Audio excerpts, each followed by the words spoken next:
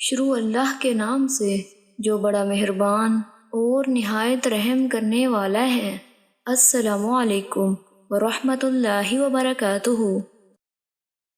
حضرت ابو امامہ رضی اللہ تعالیٰ عنہ بیان کرتے ہیں، میں نے رسول اللہ صلی اللہ علیہ وآلہ وسلم کو فرماتے ہوئے سنا، قرآن پڑھا کرو کیونکہ وہ روز قیامت اپنے پڑھنے والوں کے لیے سفارشی بن کر آئے گا۔ سورہ بقرہ اور سورہ آل عمران دو چمکتی ہوئی روشن صورتوں کو پڑھو کیونکہ وہ قیامت کے دن اس حال میں آئیں گی گویا کہ وہ دو بادل ہیں یا دو سائبان ہیں یا پرندوں کے غول ہیں جو صفے باندھے ہوئے اپنے پڑھنے والوں کے حق میں بحث و مباحثہ کریں گے۔ سورہ بقرہ پڑھا کرو کیونکہ اسے حاصل کر لینا باعث برکت اور اسے ترک کر دینا باعث حسرت ہے، اور جادوگر اسے حاصل نہیں کر سکتے۔ یہ مشکوٰۃ المصابیح کی روایت ہے جس کا حوالہ ساتھ موجود ہے۔ اللہ تعالیٰ سے دعا ہے کہ اللہ تعالیٰ ہمیں قرآن کریم کی تلاوت کرنے کی توفیق عطا فرمائے۔